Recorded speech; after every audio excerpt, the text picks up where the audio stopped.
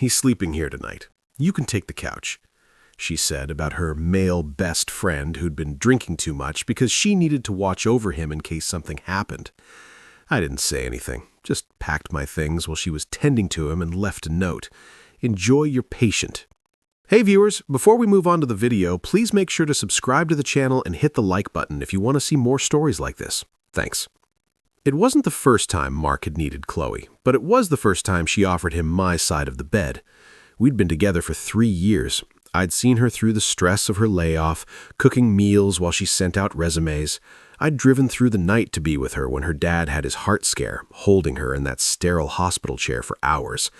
I'd even, against my better judgment, tolerated Mark's constant looming presence in our lives, her charismatic, perpetually crisis-ridden best friend from college, the freelance photographer whose art was always on the verge of being seen, whose landlords were always unreasonable, whose exes were always crazy, Qley's personal charity project wrapped in a leather jacket and good cheekbones.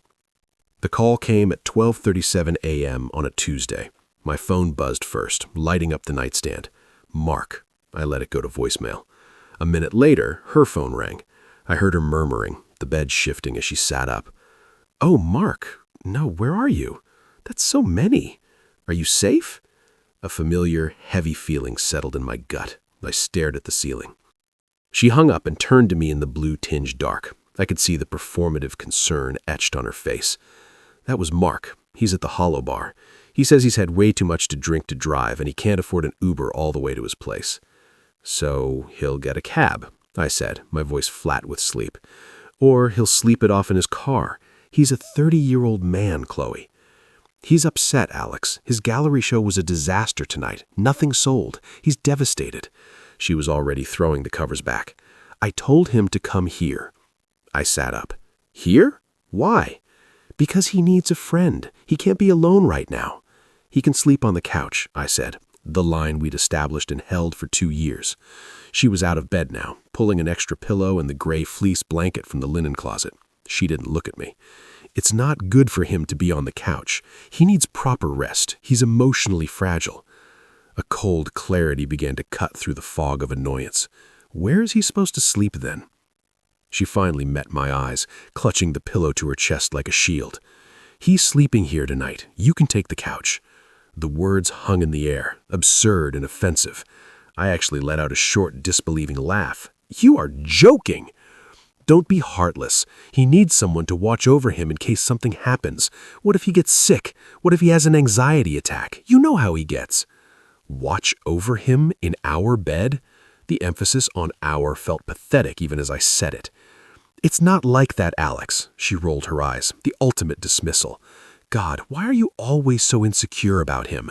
If you really loved me, you'd understand. I'm just being a good friend. He has no one else." There it was, the twisted logic. My boundary was insecurity, my discomfort was a failure of love, her prioritization of another man was noble compassion. "And if you really loved me," I said, my voice quieter now, dangerously calm, "you wouldn't ask me to leave my own bed for another man." She stiffened. The mask of concern flickered, revealing a flash of impatience, a frustration that I wasn't playing my assigned role in her drama. "I'm not asking you to leave your bed. I'm asking you to be understanding for one night to help someone who's hurting. But I guess that's too much for you." She turned toward the bedroom door, ready to go wait for her wounded bird in the living room. "Well, I am asking, so what's it going to be?" I didn't answer. I just watched her go. The front door opened 20 minutes later. I heard her slurred voice, overly loud, and her shushing him, a giggle in her tone that was never there from my rough days. I heard the shuffle of feet, the thump of a bag. I stood in the shadow of our bedroom doorway. The scene in the living room was a sickening tableau. Mark was slumped in the armchair, looking the perfect picture of tragic artistry. Qley was kneeling beside him, placing a glass of water on the side table. "I just feel like such a failure, Qley," he mumbled, dragging a hand through his hair. "You're not a failure. Your work is brilliant. The world just isn't ready for it." Her hand was on his arm. "Come on, let's get you settled." She helped him up. He leaned on her heavily, more than necessary. As they moved toward the hallway, toward our bedroom, his eyes drifted over her shoulder and met mine in the dim light. There was no drunken haze in that look. It was clear, sharp, and brimming with triumph. A quick, almost imperceptible smirk touched his lips before he let his head loll back onto her shoulder. She led him into the bedroom, her voice a soft murmur. I stayed in the doorway. She guided him to my side of the bed, the side I slept on, where my book sat on the nightstand. He collapsed onto it with a sigh. She bent over, pulling the comforter up to his chin with a tenderness I recognized. "Try to sleep, okay?" she whispered. "You'll stay?" His voice was a pathetic mumble. "I'll be right here. I'm just going to get a damp cloth for your forehead. You're a little warm." She brushed his hair back. Then she turned and finally saw me standing there. Her expression didn't change to guilt or apology. It hardened into defiance. A silent, "See, this is what a good person does." She walked past me without a word, headed for the bathroom. The message was clear. The decision was made. I could either go sleep on the couch in my own home, accepting my demotion, or I could make a scene. I finally understood. This wasn't about Mark. This was my final exam, a test of how much disrespect I would package as love, how small I was willing to become to fit into the life she was building, where she was the saintly heroine and I was the loyal, faceless supporter. And Mark? Mark was the perpetual damsel in distress, a role that guaranteed him her undivided attention forever. She returned with the cloth, her focus entirely on her patient. I turned and walked away. The couch held no appeal. The idea of lying there, listening to the silence of my own bedroom, where she tended to another man, was a special kind of humiliation I refused to volunteer for. A strange, electric calm settled over me. The noise of betrayal in my head just stopped, replaced by a silent, operational clarity. The debate was over. She had shown me the door. I just decided to walk further than she intended. I went to the hall closet and pulled out my travel suitcase, the one we'd used for a weekend in Vermont 8 months ago. I wheeled it into the spare room/office, the door clicking shut softly behind me. I worked with the efficiency of a surgeon. First, the essentials: passport, social security card, the title to my car, my laptop and charger. Then, from our shared desk, the folder with my stock statements and the paperwork for the retirement account I had started alone before her. I took only what was mine. In the bedroom, I moved quietly. They were both asleep. Mark was sprawled diagonally across the bed, snoring softly. Qley was curled in a chair she'd pulled up to the bedside, her head resting on her arms on the mattress, one hand still near his shoulder. A sentinel. It would have been touching if it wasn't my life. I opened my dresser drawers. I took jeans, t-shirts, socks, underwear. I left the expensive sweater she bought me for my birthday. It never fit right anyway. I left the silly novelty socks from our first Christmas. I left everything that was an us item. From the bathroom, I took my toothbrush, razor, a single towel. I left the cologne she liked on me. Every movement was deliberate, quiet. There was no rage in it, no sorrow. It was a logistical problem I was solving. The emotional divorce had happened the moment she'd issued her ultimatum. This was just the physical settlement. The last thing I packed was from the top shelf of the closet, a small locked fireproof box. Inside were my grandfather's watch and a few old letters from my brother deployed overseas, things that mattered to me long before Qley. I zipped the suitcase closed. I took one last look around the room, at the man in my bed, at the woman keeping watch over him. I felt nothing, not even anger, just a vast, empty space where my love for her used to be. In the kitchen, the note. I found the pen she always hated, a cheap plastic bank promo with a stubborn click, next to the fruit bowl she'd picked out at a flea market. I laid out a single sheet of plain paper. I didn't write a novel. I didn't explain my reasoning. She knew. I didn't express hurt. She wouldn't care. I didn't say goodbye. That sentiment had expired. 2 lines. That's all. Enjoy your patient. Don't contact me. I set the pen down squarely on top of the note, a final period. I wheeled my suitcase to the door, slipped on my shoes, and took my winter coat from the hook. My keys were in the bowl. I separated my car key from the ring that held my key to this apartment. I left her key there, in the bowl. It made a faint metallic ping as it landed. I opened the door. The cold night air rushed in, clean and bracing. I didn't look back. I stepped into the hallway, pulling the door shut behind me. The latch clicked with a soft, definitive sound. In the silent, underground parking garage, I loaded my suitcase into the trunk. I got into the driver's seat, started the car. Only then did I pull out my phone. I opened my messaging app. My best friend, Jake. I typed 3 sentences. "It's over. Need the couch for a few days. Be there in 20. His reply was almost instant. "Doors open. You okay?" "Yes." I meant it. Before I put the car in reverse, I opened my phone settings.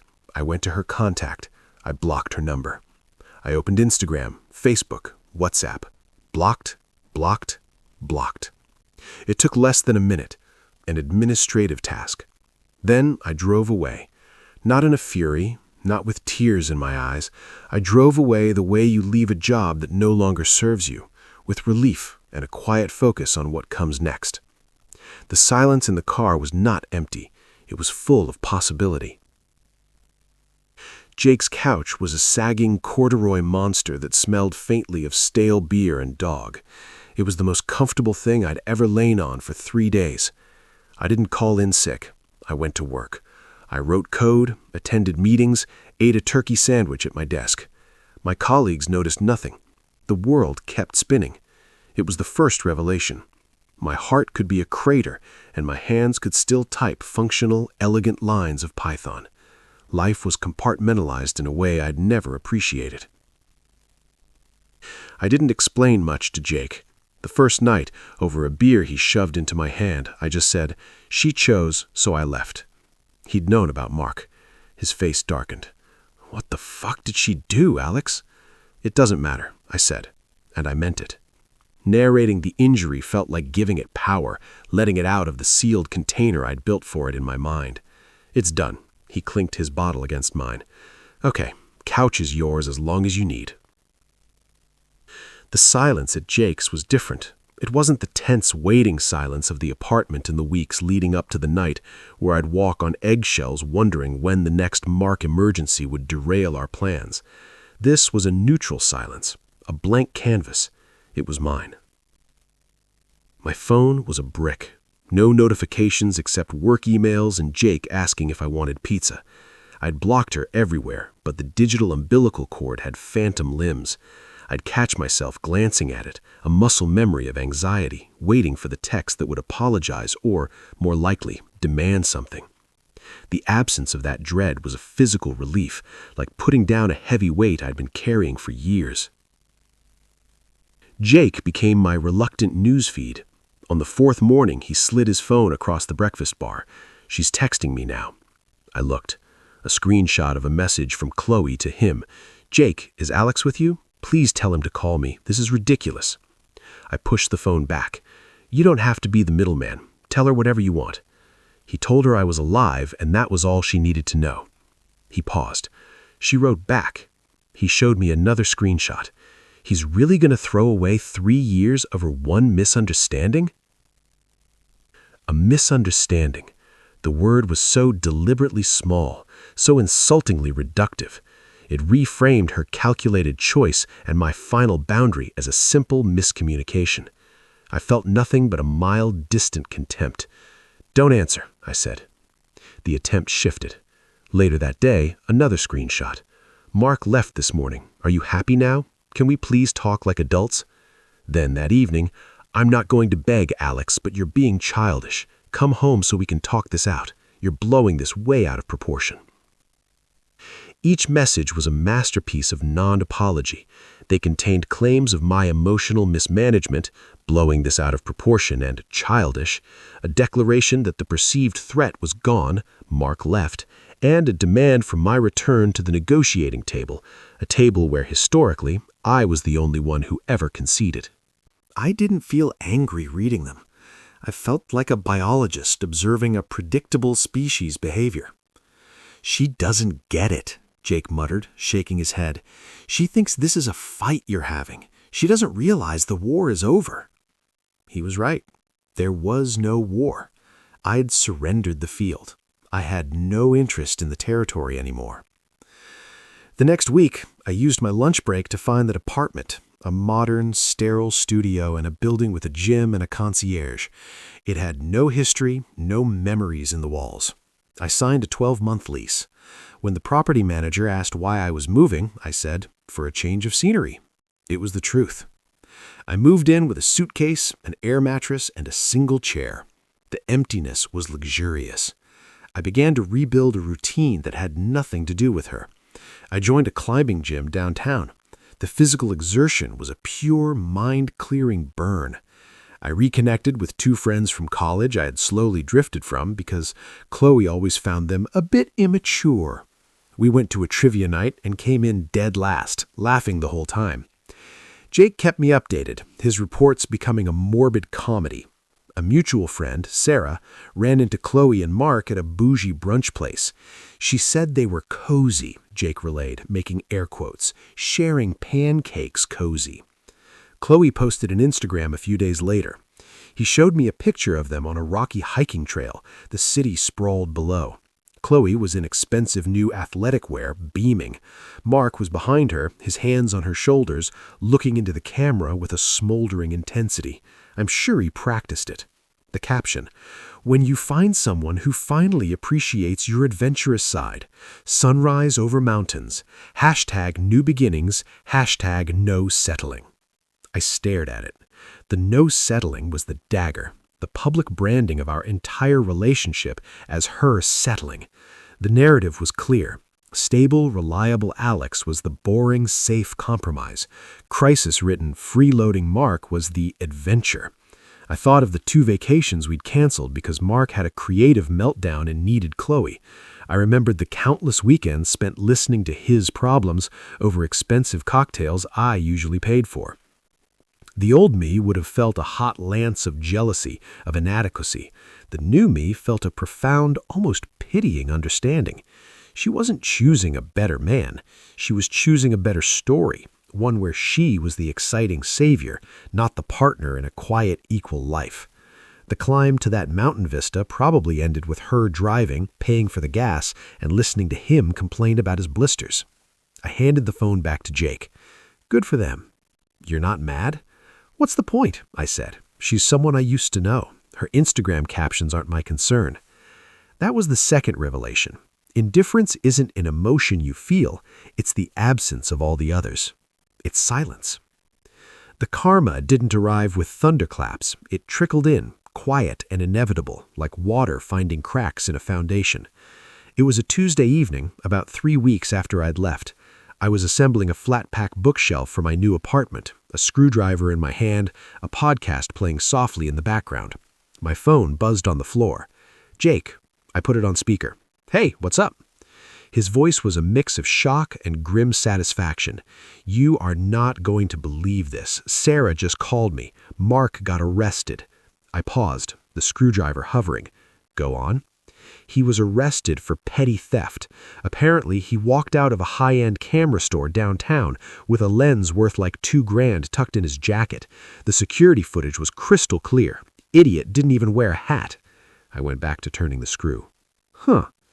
That's not all, Jake continued, his excitement growing. When the cops looked into him, it opened a whole thing. The guy's got debts everywhere. He's been borrowing money from like 5 different people with the same sob story. Funds are tied up, waiting for a big client payout. Your girl Qley loaned him $3,000 last week for new portfolio equipment. I felt a cold, clear click of understanding.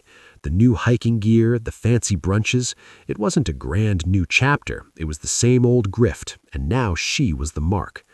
Sarah said it gets messier, Jake said. One of the other people he borrowed from is a woman he'd been seeing for months, some graphic designer. She thought they were exclusive. She found out about Qley and lost her mind. She's the one who apparently tipped off the camera store manager, saying to watch Mark because he was a con artist. The pieces assembled themselves into a pathetic, obvious picture.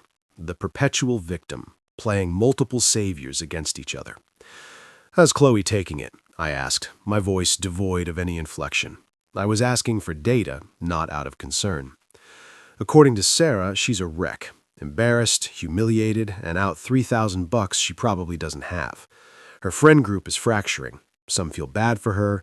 Others are saying she made her bed when she... Jake trailed off. When she chose him over me, I finished for him, calmly. It's fine, Jake. You can say it.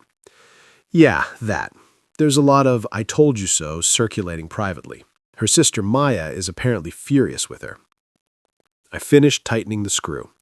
The bookshelf stood upright, sturdy, and functional.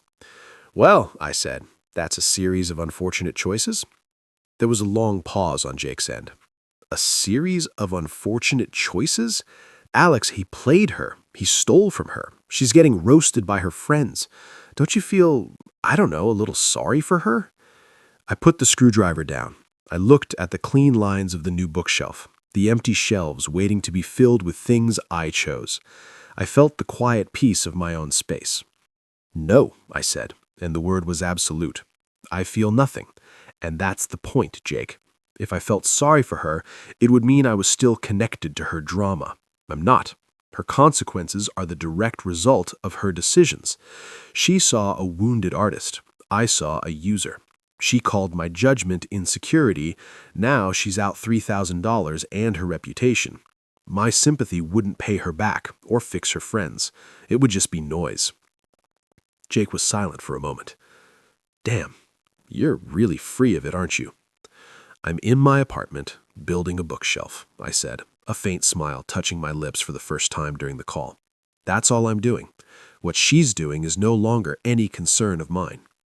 I heard him let out a low whistle. Okay then, I just thought you'd want to know. I appreciate it, I said, and I did. It was information, a postscript to a closed book. But you can stop the updates now. Really, it's over. We hung up. I slid the last shelf into place. The podcast host was laughing about something. I laughed a little too, at nothing in particular. The air in my apartment was clean and quiet and entirely my own. The chaos she'd chosen was now hers to manage. I felt no schadenfreude, just the profound, simple gratitude of a man who had stepped off a sinking ship and was now finally dry. The news of Mark's arrest and betrayal was the pebble that started the landslide. My silence was the avalanche that followed. The first attempt was clumsy, a transparent ploy for sympathy. 2 days after Jake's call, a text from an unknown number lit up my screen. I guess you heard. I should have listened to you. Can we talk? It was her. The tone was perfectly curated, contrite, acknowledging my foresight, posing as a simple request. It was the opening move in a game I'd quit playing. I pictured her drafting it, erasing, trying to find the balance between apology and maintaining the upper hand of being the one to reach out.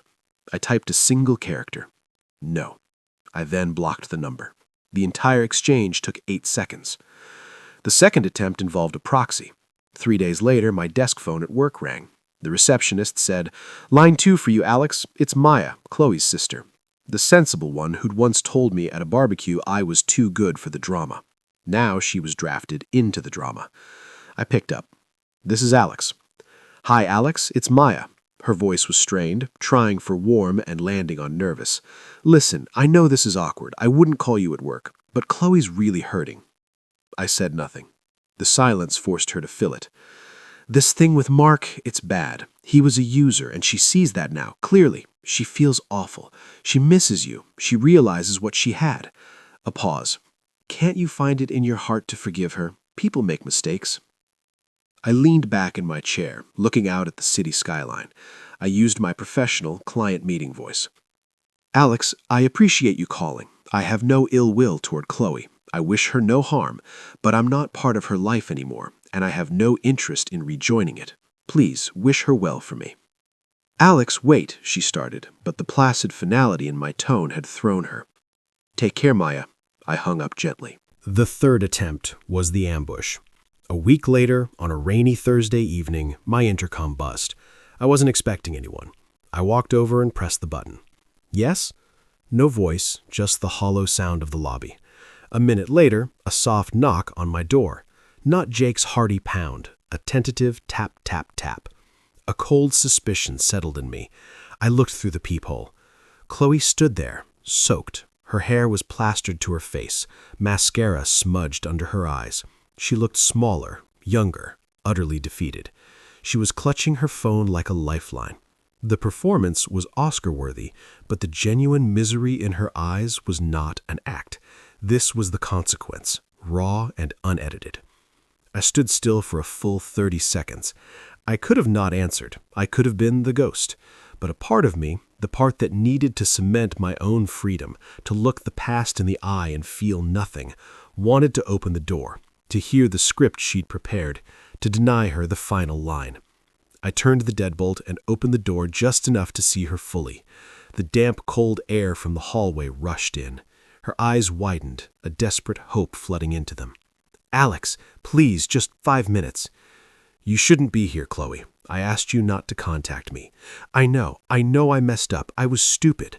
The words tumbled out in a rehearsed rush. "Mark, he took money from me. He lied about everything. He was seeing someone else the whole time." She choked on a sob. "Everything you ever said about him was right." I waited. I didn't offer a tissue. I didn't step aside to let her in from the rain.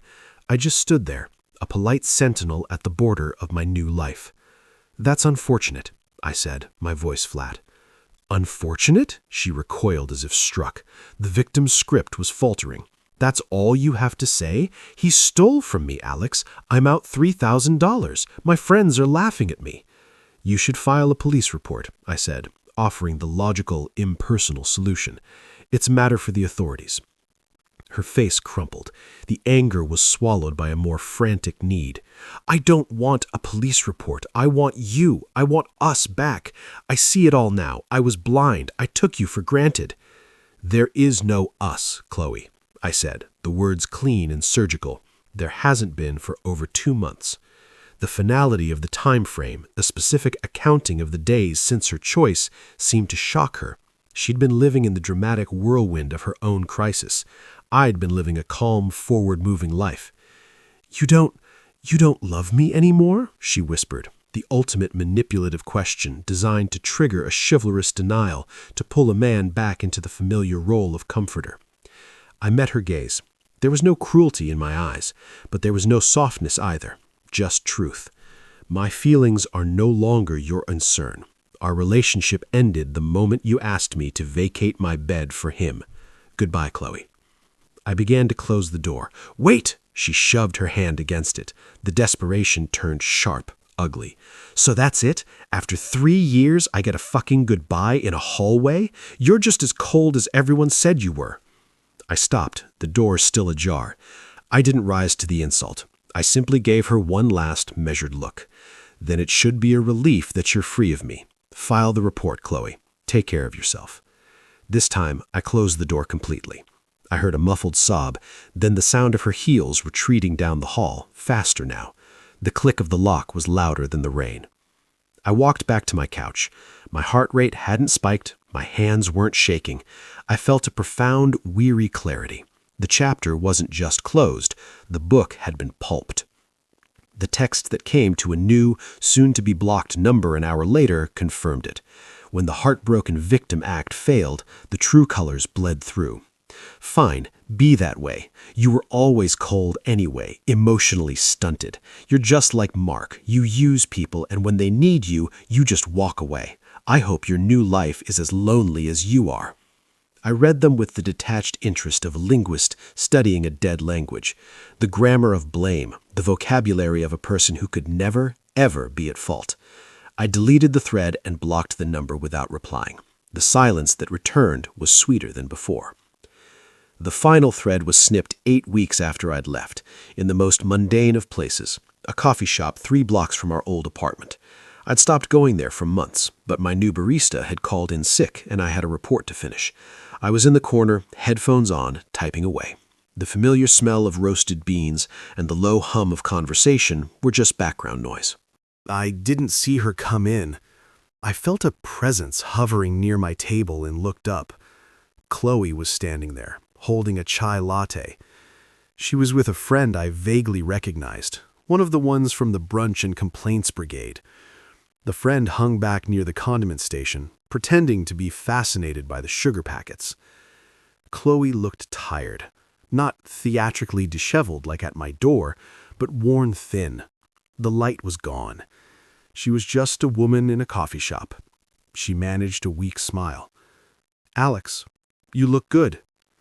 I pulled one headphone away, resting it on my ear. "Thank you," I said, "the way you thank a stranger who holds a door." An awkward pause stretched. Her friend was watching like it was a tennis match. "I'm moving," she blurted out, as if sharing big news. "Can't afford the apartment alone. Mark, he cleaned out my savings." She said his name like it was a rotten taste in her mouth, but there was also a hint of a plea. "See what he did to me? See how I've suffered?" I took a sip of my coffee. It was perfectly cooled. "I'm sorry to hear about your financial situation." The phrase was professional, the same one I'd used with a colleague who lost a client. It held sympathy in its dictionary definition, but none in its delivery.